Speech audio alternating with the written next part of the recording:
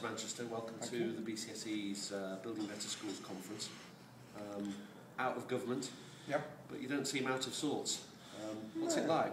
Because today was about reflections for you, wasn't it? Yeah, to some extent. I'm just trying to think a little bit more about my time as schools minister, and we got a lot of things right, but in the end, the judgment around whether we delivered on social mobility would say we didn't do enough. It didn't shift enough. So you're then looking at whether or not we actually have got a school system that's designed right, and schools that are designed right to reflect that. And I think the challenge, looking to the future, is a lot to do with the way children themselves are changing.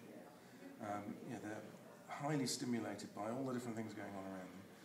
They're learning out at home and with each other a huge amount. They're collaborating online. They're pursuing their passions and interests online. And we need learning that reflects that, which means much more flexibility, the ability to teach one-to-one in groups, in big groups, larger than 30, even as many as 60 or 70. And that means that design, as well as creating inspirational schools like the one you're holding a conference in, has to create flexible spaces for new forms of teaching to be able to emerge, to reflect that new form of learning that children are getting into. So you almost announced the death of the form of teaching where the teacher's at the front, very much like we've had some of our sessions today, but the teacher at the front and just talking at. Yeah. And you were saying, let's talk with, let's collaborate. Yeah, I spent a year as employment minister after being schools minister, and in the world of work, you just don't see that very much. It's not that attractive to people to sit and just, as an empty vessel, be filled up with knowledge.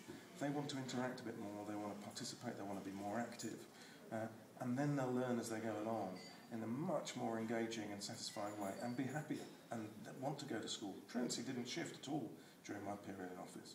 It still remained too high. And part of that is that school's just not engaging enough for too many kids. So you made the point in your speech about exams, some real success in terms of those figures, but also very much like you're saying about social mobility, truancy, a sense, you talked about a significant minority of young people being disengaged from learning. And do you think you engage young people with learning by flexible spaces, or is it much more profound than that? I think you've got to have a space, and flexibility is key to it, that allows a different form of teaching and learning. The job of teachers is to provide rigour and challenge and to make sure that good learning is going on. But what good learning looks like won't be people sitting in a nice orderly classroom.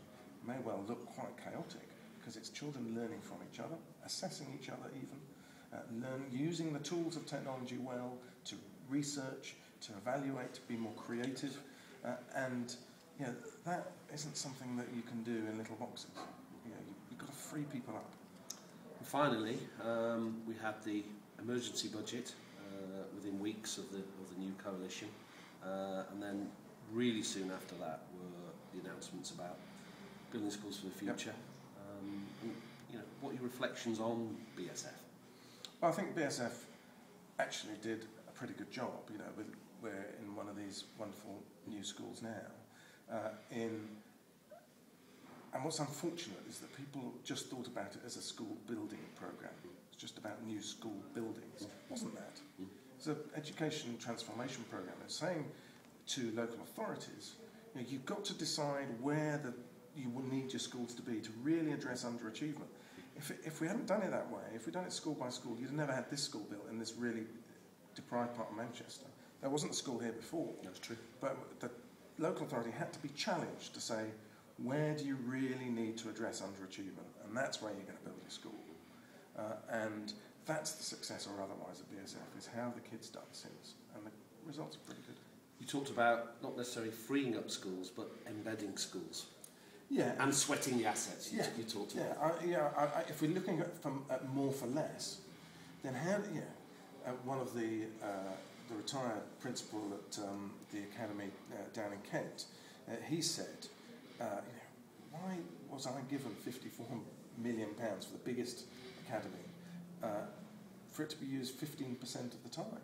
For only 39 weeks? For only 39 weeks, yes. That's the challenge. More for less means, in times when libraries are really challenged, when there's primary care needs, there's all sorts of adult education needs within a community. Let's use these assets more for a longer day for 52 weeks of the year. Now that has all sorts of challenges in the way schools are run, and we can't expect heads to take on that big responsibility. School business managers can do that, but we can do it with a will.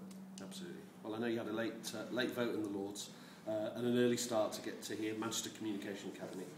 Thank you so much for coming to our conference, and I thought your speech was fantastic. Thanks, Tom. Thank you so much. All the very